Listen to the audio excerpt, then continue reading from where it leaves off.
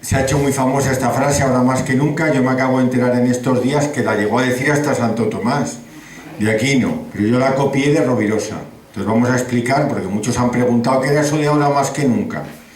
Entonces vamos a explicar algo de la vida de este hombre, que explique la ahora más que nunca, ¿no? Y luego la ahora más que nunca sí querría yo destacar que es una actitud ante la vida. No es una actitud ante una enfermedad, sino una actitud ante la vida. Lo han reflejado muy bien unos chavales de Granada. Si lo han visto en internet, hay un grupito de chicos, de los muchos que han hecho algo en torno a la ahora más que nunca, hay un grupito de jóvenes de Granada que lo han expresado muy bien. Se van dando, están de espaldas, cada uno dice una letra y luego dice uno de ellos, entonces lo dejamos para mañana. Dice, no, mañana no, ahora más que nunca.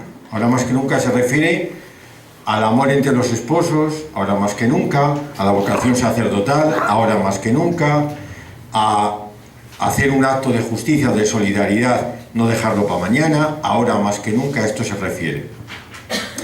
El cómic es una de las maravillas que hay en la Iglesia. El cómic no habría sido posible sin que la diócesis de Málaga tiene un dibujante que trabaja en la causa de los santos, una sección del obispado. En Málaga tiene una sección del obispado dedicada a promover que hay personajes que vale la pena que sean santos. Y se llama Causa de los Santos.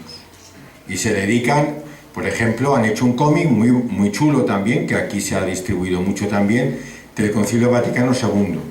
Han hecho un cómic de un médico, que también quieren que sea santo, de Málaga.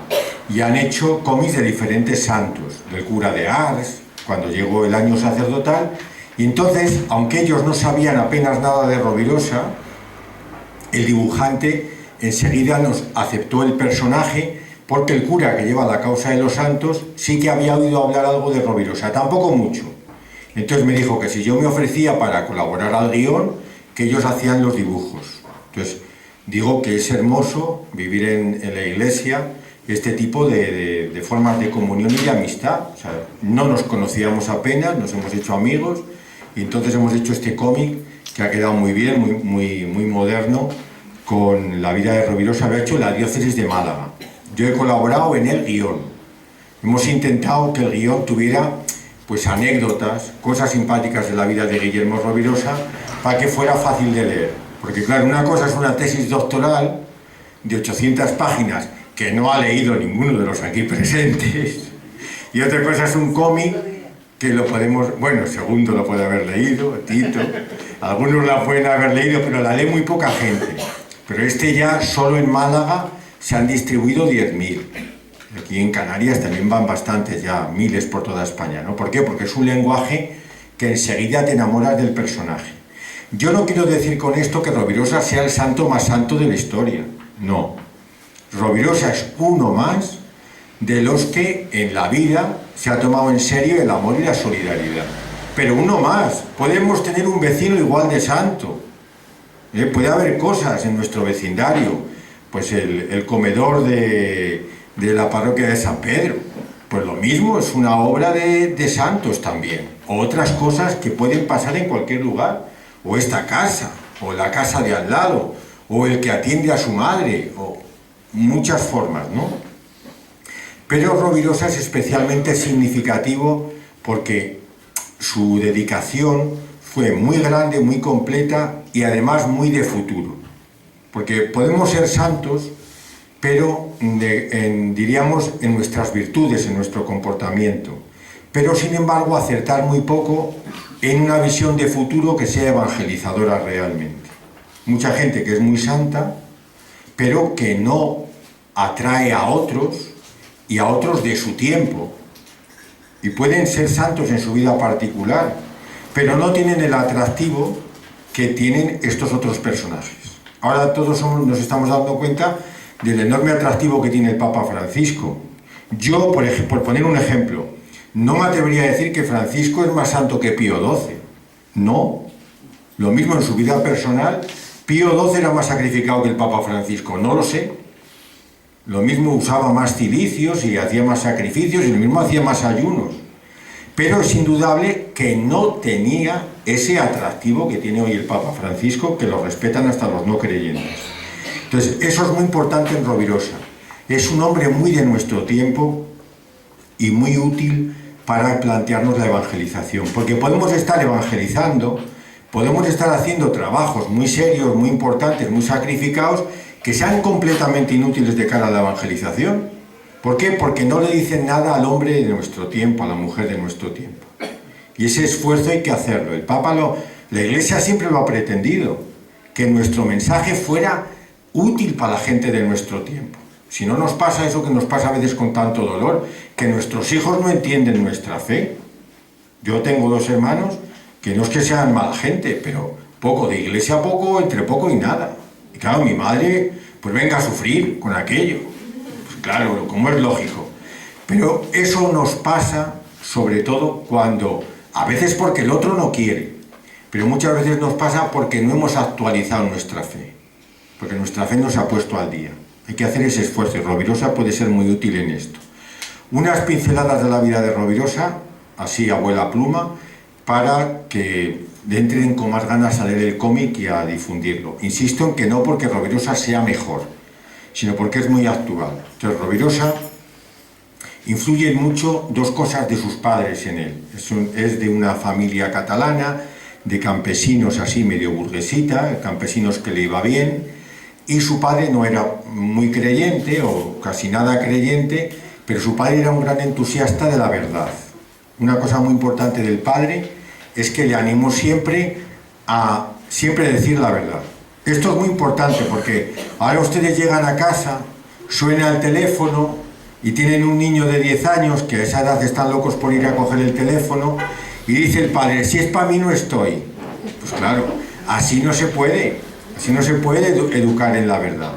Entonces, el padre de Rovirosa le influyó mucho en un grandísimo amor a la verdad por encima de todo. Y otra cosa muy importante que aportó el padre de Rovirosa a Guillermo es que era un hombre que desde el punto de vista técnico estaba pensando en el futuro. Él no cultivaba las vides como siempre se había hecho, sino que estaba abierto a nuevas técnicas.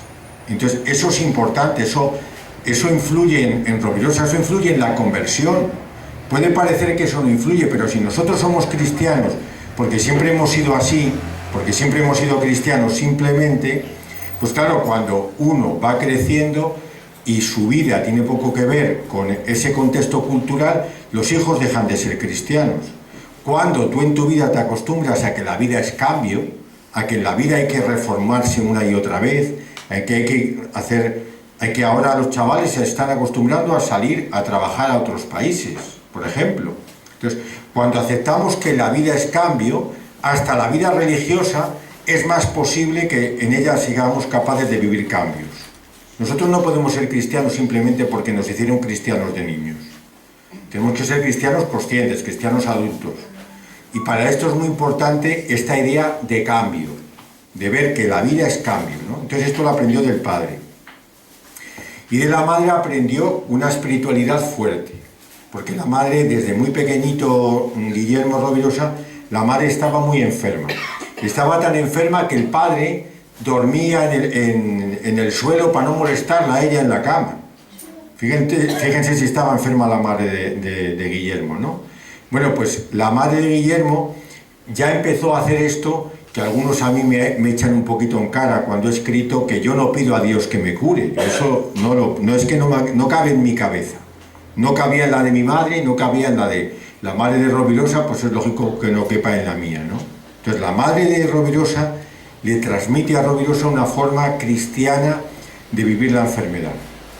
Un intento de encajar que las dificultades. El otro día veía una amiga que contaba en vídeo que ha perdido dos hijos antes de nacer, y ella contaba en un vídeo que el dolor forma parte de la vida y que entonces que puede que del dolor aprendamos cosas importantes como una actitud distinta ante la vida, la serenidad, el amor, la entrega, que podemos aprender muchas cosas del dolor, y eso ya Guillermo lo aprende de su madre, de forma que esto, pues no me lo he inventado yo, que algunos me dicen, mira, es que tú, mira que no, pedir a Dios que te cure, que no lo pido, que ya veremos por dónde transcurre la enfermedad, pero ya mi madre no lo pedía y yo tampoco lo pido. Rovirosa lo aprendió esto de la forma de vivir la enfermedad de su propia madre. Luego, Rovirosa es internado en un colegio, porque muere la madre cuando muere el padre cuando él tiene 9 años, y entonces lo meten en un colegio religioso, y allí él es cuando se escandaliza de la fe cristiana. Se convierte en perseguidor, escandalizado por la no autenticidad de la fe. Esto es muy importante que lo pensemos. Una fe no auténtica es una fe que expulsa a la gente de la iglesia.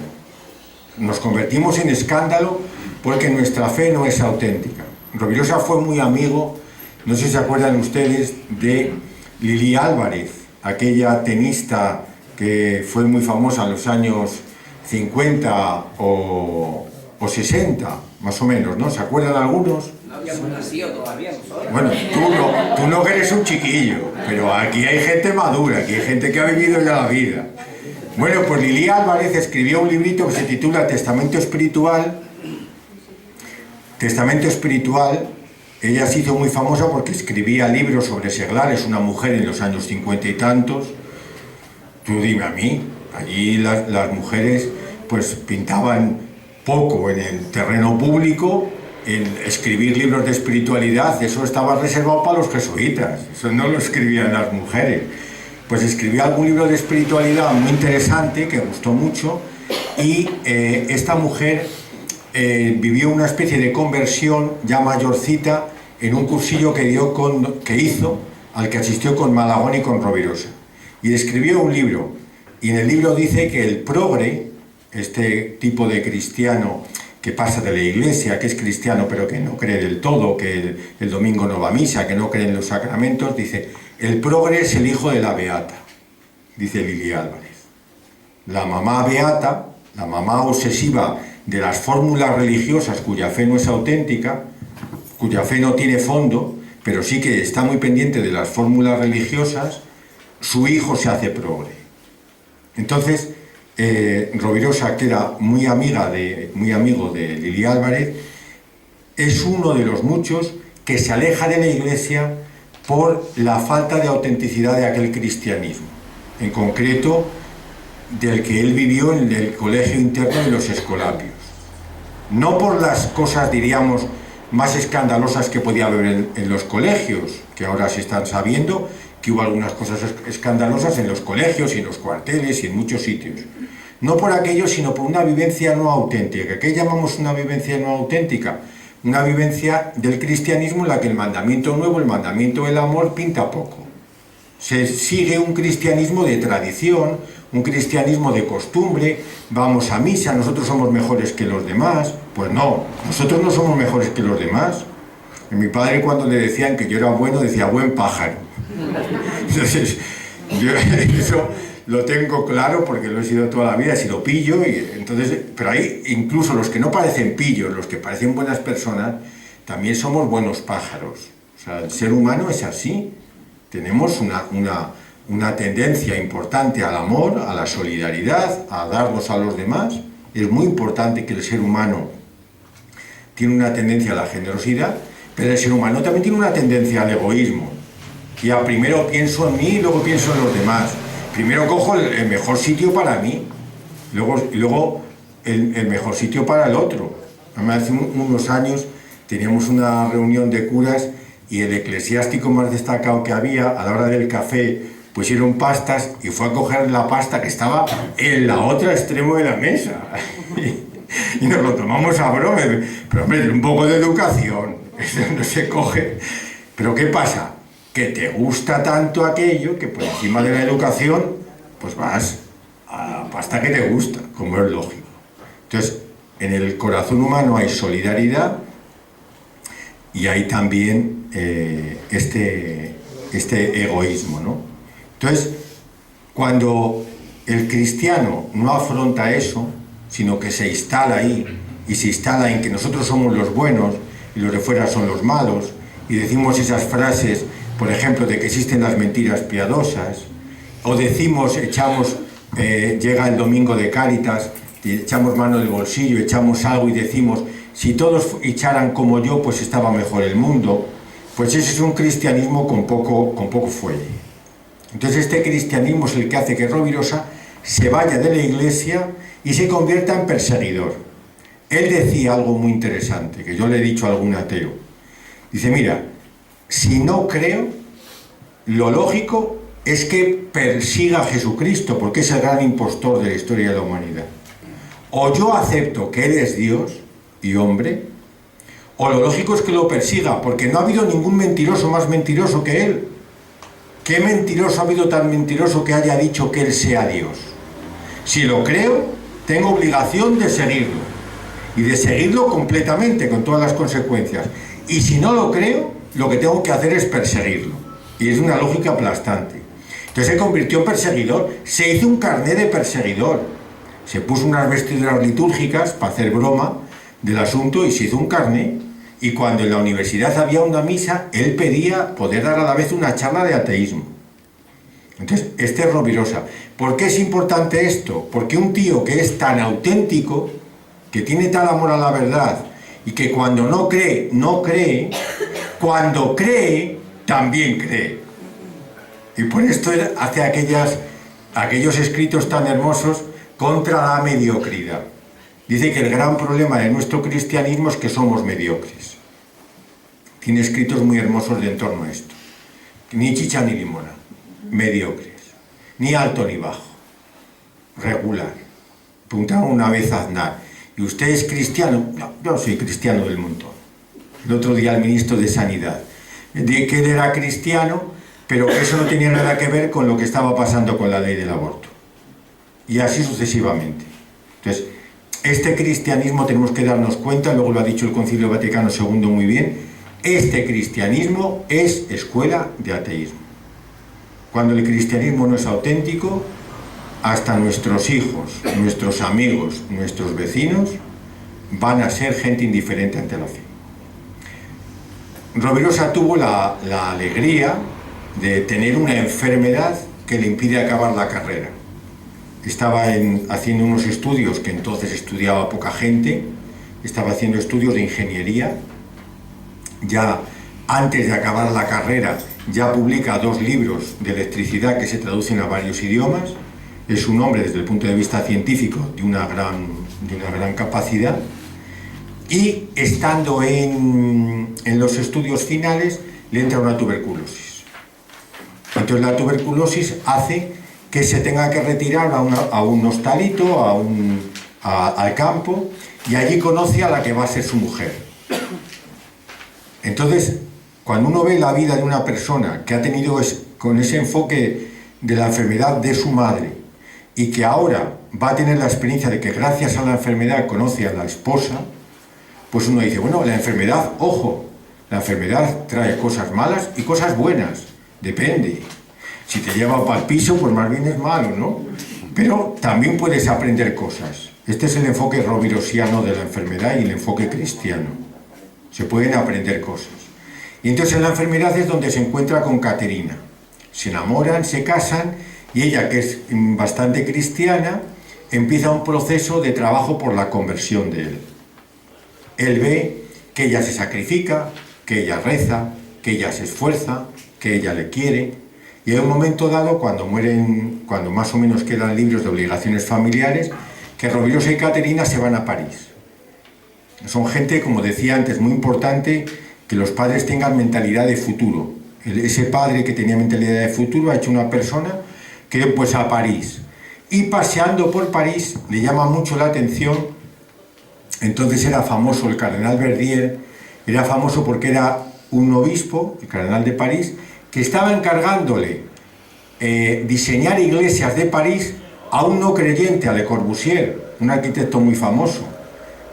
Entonces, esto que llama tanto la atención ahora del Papa, ¿no?, del diálogo con los demás, es una cosa que transforma. Es interesante el diálogo con los demás. Rovirosa se pregunta por qué será así el cardenal Verdier ante el hecho público de que le está pidiendo iglesias, que diseñe iglesias a un arquitecto no creyente. Esto es lo que es el diálogo. Lo otro, pensar que nosotros somos los buenos y los que nos hemos salvado y los que vamos a... Eso no va a ninguna parte. Es el diálogo lo que hace que los otros se pregunten cosas y se planteen cosas. Entonces, como él ha oído que el cardenal Verdier le pide a un no creyente diseño de iglesias, cuando un día pasa por un sitio que está el cardenal Verdier echando una charla, una visita pastoral, entra a ver qué dice aquel hombre. Dice, este hombre tiene que decir cosas interesantes. Y coge una frase que puede parecer una bobería, pero que cambia la vida de Guillermo. El cardenal Verdier en esa homilía dice, así como el mejor oculista es el que más sabe de ojos, el mejor cristiano es el que mejor conoce a Jesús. Y Rovirosa, que es un hombre que ama la verdad, por eso es importante que los padres cultiven el amor a la verdad, porque esas cosas quedan ahí. Entonces, el Rovirosa, que tanto ama la verdad, que está dispuesto al cambio, dice, pero bueno, ¿cómo puede ser que yo esté persiguiendo una cosa que no conozco? Esto no es científico, esto no es honrado. Y entonces se pone a conocer el cristianismo, se compra algunos libros de vidas de Jesús y empieza a conocer el cristianismo. No hay un cambio, diríamos, de golpe en la conversión de Rovirosa. Se queda con esa idea y empieza a conocer el cristianismo. Es su mujer la que se empeña en traerlo al Escorial a conversar con un padre agustino, el padre Fariñas. Otro detalle de la importancia del diálogo y de no ser pesados como evangelizadores. El padre Fariñas se tiró muchas reuniones con Rovirosa hablando solo de fotografía y de química. No le hablaba de Jesús. Allí se ponían a charlar de lo que quería Guillermo, de fotografía, de química, y le recomendaba que leyera las confesiones. Y leyendo las confesiones, Rovirosa se da cuenta de quién es él realmente, de que somos buenos pájaros. Dice, él ahí se cae del caballo, dice, yo también soy un buen pájaro. Años después, casi poco antes de morir, Rovirosa va a escribir un librito, el Judas, en el que dice, yo soy Judas. Aquí ustedes no han dicho ninguno, yo soy Judas. Yo tampoco. Pero llegará la Semana Santa y no se acordarán ustedes de que hay que pensar en eso. Yo no soy Jesús. Yo soy Judas. Jesús ha dado la vida por mí y por nosotros. Pero yo soy Judas. Eso hay que pensarlo. Yo tampoco lo he dicho, pero lo voy pensando y van pasándome cosas que me ayudan a darme cuenta que algo de verdad tiene. Entonces, cuanto más lo pensemos, mejor, ¿no? Entonces, esto es muy interesante del padre Fariñas. No le obliga a Rovirosa a hablar de Jesús. Vaya usted leyendo las confesiones y van teniendo un trato cordial que parece que no hace nada, como cuando tenemos un trato cordial con los vecinos. Lo que no puede ser es que el cristiano de un bloque de vecinos sea el más borde de todo el bloque. Eso es lo que no puede ser. Tendremos que ser cordiales, tendremos que ser gente que siembra un poco la paz, la justicia, que hay que arreglar las cosas, etcétera, ¿no? El padre Fariñas es un personaje importante en la vida de Guillermo. Así sigue la vida de ellos, llega la guerra civil y ellos tienen que vivir en el Madrid republicano. Viven dos experiencias a la vez, muy interesantes. Por una parte es presidente del comité de empresa, es miembro de un sindicato revolucionario, es un hombre de izquierda, radicalmente de izquierda, Rovirosa, y la misma persona, el mismo Guillermo, que es radicalmente de izquierdas, en su casa se celebra la misa todos los días, de manera clandestina. O sea, vive a la vez el ser un hombre tremendamente comprometido en lo social y en lo político, y un hombre tremendamente eclesial y tremendamente cristiano en la vivencia de los sacramentos. De forma que es en su casa donde se vive el riesgo. Él dice que parecían como la vivencia de las catacumbas, y una vivencia cotidiana de eucaristías clandestinas. Mientras tanto, en esa época hay otros cristianos que están refugiados en embajadas, hay republicanos que se han ido a París, nuestro desgraciadamente tan querido Negrín, pues estaba preparándose una vidorra en el exilio. Y no, Rovirosa no. Rovirosa vive la persecución por cristiano y por de izquierdas, las dos juntas la misma persona. Entonces es un hombre marcado por la autenticidad toda su vida, no por la conveniencia, no por, no, ahora me interesa esto, no, autenticidad en todos los terrenos. Bueno, acaba la guerra civil y es condenado por el régimen de Franco, es condenado a 6 años de cárcel por haber sido dirigente de un sindicato de izquierdas, presidente de un comité de empresa. Los obreros le eligieron a él como presidente. Se salva de la cárcel porque había tanta gente encarcelada que el propio régimen decidió que todo el que pudiera producir, en vez de estar en la cárcel, que mejor que se pusiera a producir. Entonces, si un jefe daba la cara por alguno, pues le dejaban salir a trabajar y finalmente lo liberan. Estuvo un tiempito y finalmente se dedica a trabajar en unos laboratorios que se han pasado por la M30 de Madrid. Se ve el laboratorio Llorente, se ve un edificio a la derecha, en la zona norte de Madrid, en la M30. Allí se ve el edificio donde trabajó Rovirosa. Está ahora ya enamorado del cristianismo, centrándose en el mandamiento nuevo, el cuerpo místico, las ideas más importantes de lo más avanzado del cristianismo de su tiempo. Entonces él, por ejemplo, cuando lee las cosas de los papas, él siempre ya más o menos estaba en esa línea, ¿no? Así las cosas, el año 46, el Papa Pío XII le pide al cardenal Plaidenier que en España se lance el apostolado obrero, que haya apostolado para los obreros. ¿Por qué? Pues porque los obreros eran la mayoría, como era lógico.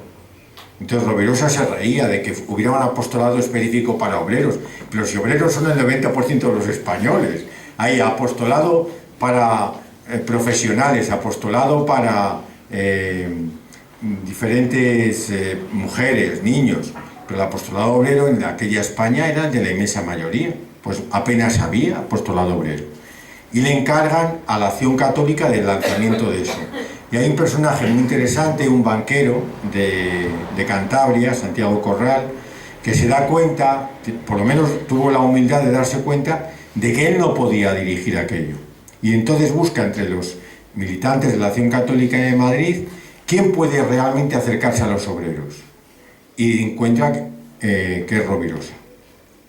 Y empieza una etapa muy interesante, Rovirosa, del lanzamiento del apostolado obrero, que es la OAC, la Hermandad Obrera de Acción Católica.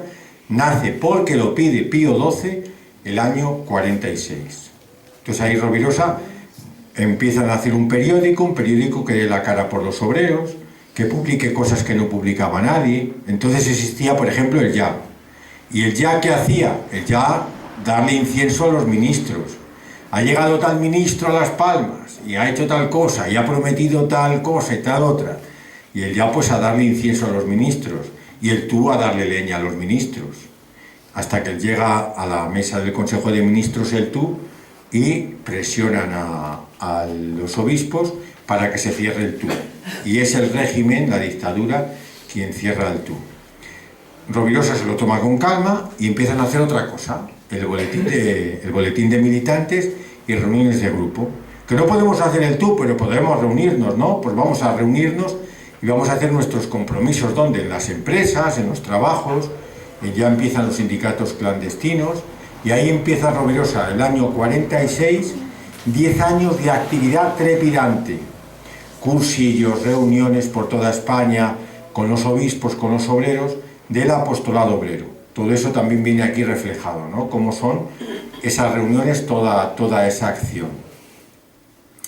Las tensiones con el régimen no solo son tensiones con, diríamos, con Franco o con tal director general de seguridad, sino que en el régimen también hay muchos que son cristianos. Y estos cristianos, que están metidos dentro del régimen, dicen que hay que quitar a Rovirosa.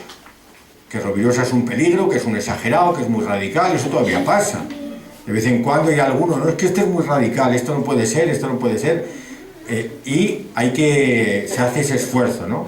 Entonces, dura unos 10 años hasta que ya la decisión de quitarlo se hace definitiva. Esto es el año 57.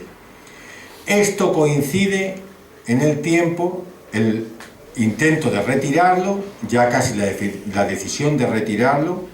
Está el cardenal Plaidenier negociando también otros temas con el régimen, porque es una época en la que el régimen tiene a un ministro, a Rese, que tenía pretensiones excesivamente falangistas.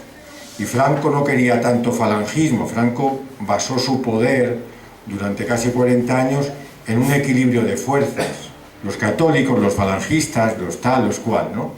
Entonces, en ese tira y afloja, yo creo que influye mucho en la retirada de Rovirosa que el régimen tampoco quiere ir por el falangismo y son como una moneda de cambio.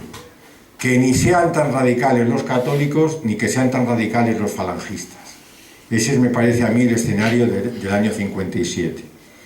Entonces esto coincide con que Rovirosa, que le acaban de decir que mejor que deje de ser, de dar cursillos, etcétera, se cae de un tranvía, pierde un pie, y es ahí cuando él dice, en una carta dirigida a todos sus amigos, ahora más que nunca. Esto que alguna gente diría que el año 57, Carlos Díaz, en su pequeña biografía de Rovirosa, lo llama el annus horribilis, el año horrible.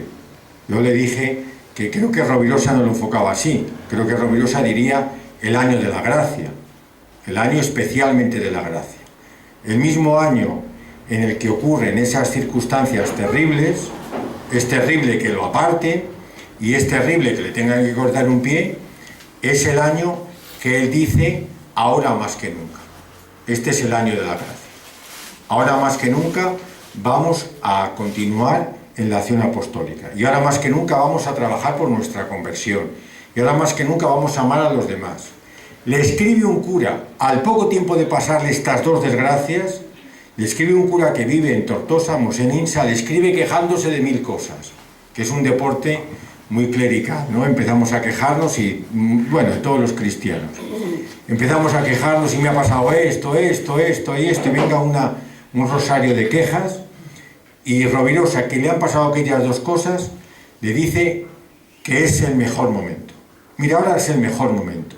Puedes meterte con San Pablo, puedes evangelizar, puedes hacer un grupo de amigos, puedes reunirte con un grupito, ahora más que nunca.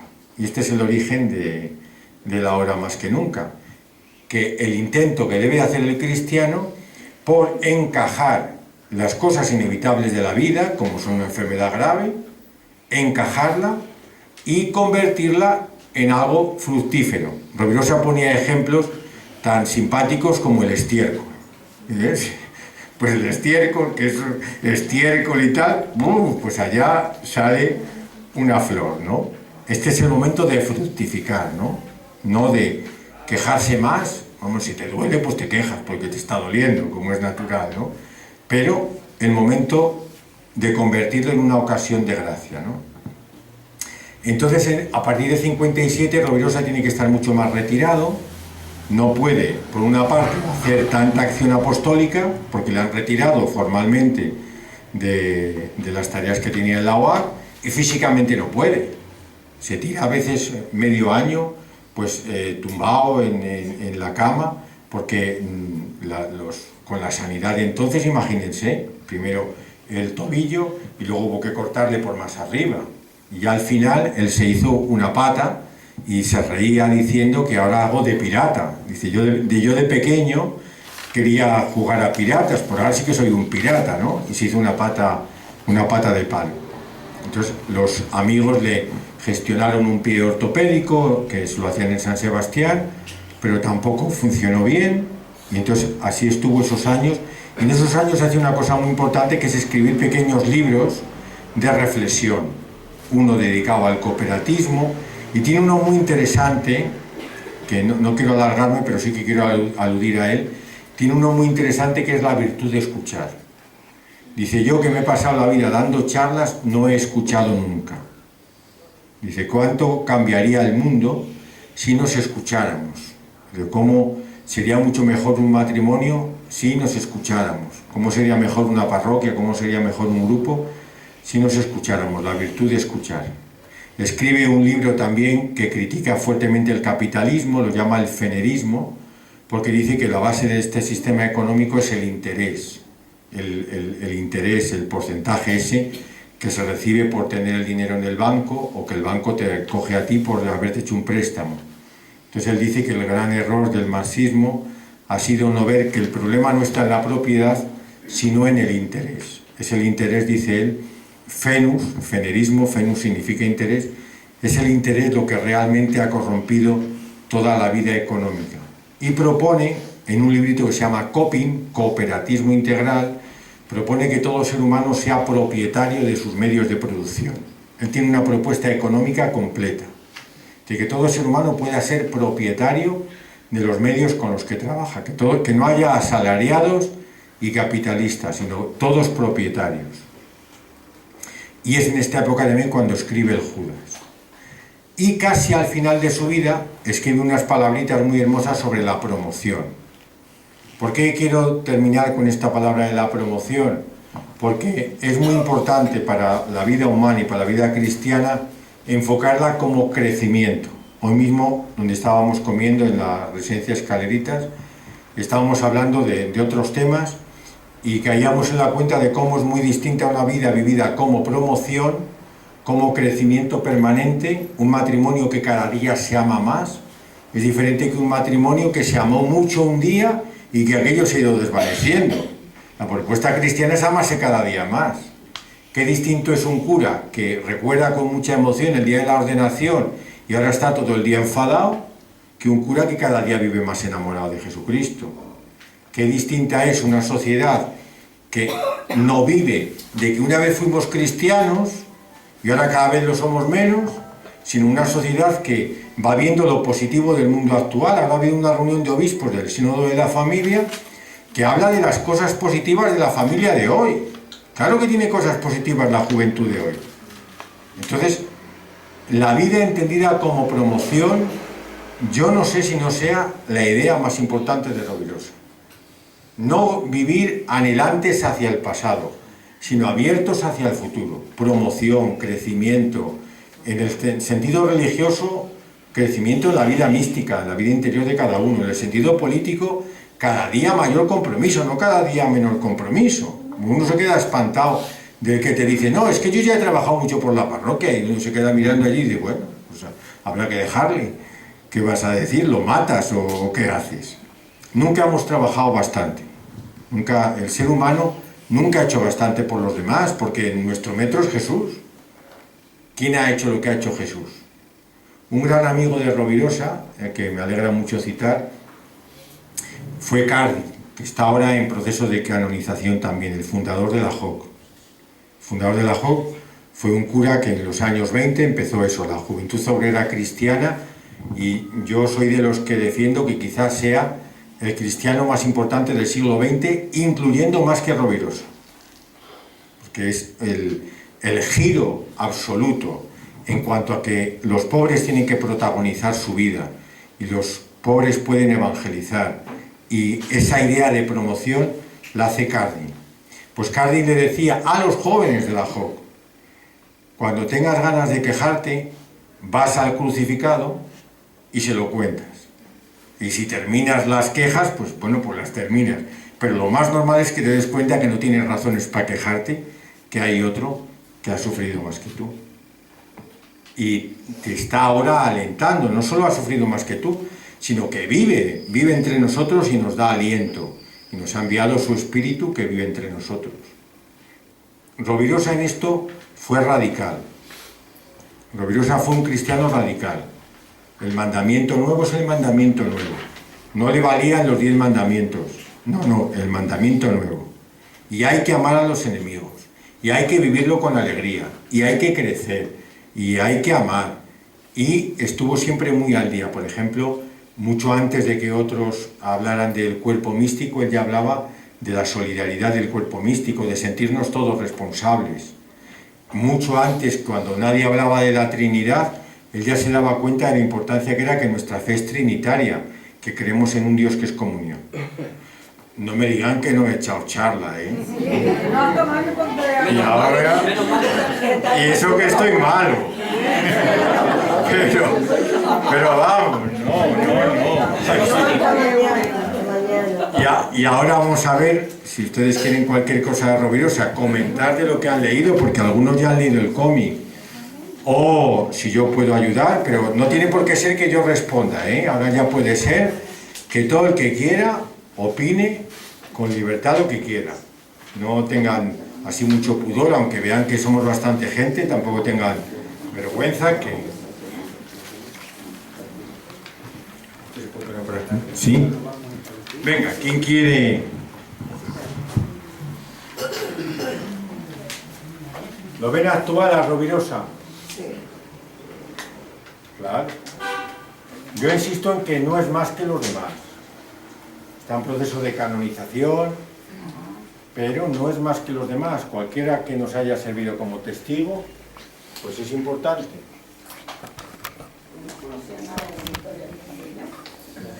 Lo primero que lo oigo. Hay mucha gente desconocida y muy interesante. Yo creo que Rovirosa fue importante por la mujer que tuvo, porque ella le dio mucha libertad cuando ella se marchó para hablar con él y él se quedó con Nahual. Eso es fantástico, ¿eh? No sé si quieres el micro. Oye, ese comentario... Sí, por eso en el cómic pusimos la última viñeta, son Rovirosa y Caterina diciendo adiós amigos. Porque es incomprensible la actitud de Rovirosa, es incomprensible sin la actitud de Caterina. Lo que pasa es que es la actitud de una mujer de aquellos años. Entonces, no podía tener ese protagonismo público porque en esa época pues las mujeres no tenían ese protagonismo público y ya está, es así de simple. Pero en lo que sería espiritualidad, amor, quererse cada día más y todo eso, o sea, es incomprensible Rovirosa sin su mujer. Yo fui a declarar para la beatificación y me preguntaron, y dije, mi opinión es que es clarísimo que debían haberse hecho juntos el proceso de canonización. Es un matrimonio santo, no un soltero santo, es un matrimonio santo. Porque cuando las mujeres se empeñan, el hombre no es santo. Y viceversa. ¡Ay! ¡Qué bueno esta sociedad! Se lo dije al que llevaba la causa de los santos porque además el Papa Juan Pablo II, en Tercio Milenio Adveniente, si no recuerdo mal, el número 37 por ahí, había pedido que ante el tercer milenio hubiera beatificaciones de matrimonios. Está pedido oficialmente por un documento del Papa. Pero no entra. El pelo se te puede caer, pero que entren las ideas es distinto. No entra esa idea. Pero el Papa lo ha pedido en Tercio Milenio Adveniente, el documento que se hizo el año 96 ante el tercer milenio. Matrimonios santos. Y hay matrimonios santos. Por ejemplo, San Julián y Santa Basilisa son matrimonios. San Isidro y Santa María de la Cabeza. Ten cuidado, no te caigas y acabas con la santidad tuya. Que con el peso mío no veas. No, es que las sillas son malas. No, tenía que verlo que va. Ponte no, estás muy guapa, pero tienes la silla mala. No, yo tenía mucho peso. Ven, muy bien esa aportación, ¿eh? Pues también hay, en esta isla hay un centro que le han puesto el nombre y es Sí, Rovirosa. sí. Sí, ahí tienen aquí pueden llevarse luego si quieren el folletillo que dedicamos a Camilo. Todo el pensamiento, ahí alguno me preguntó cuando salí en la contraportada de la provincia, como Rovirosa no vino nunca a Canarias, porque los obispos eran los que decidían si entraba la OAC o no en una diócesis. Hoy no, hoy tú puedes hacer un movimiento, los catecumenales o nosotros, cualquier movimiento, se mueve, gracias a la libertad de los seglares, se mueve por el mundo entero. Pero en aquel momento, para que sea acción católica, tenía que querer el obispo.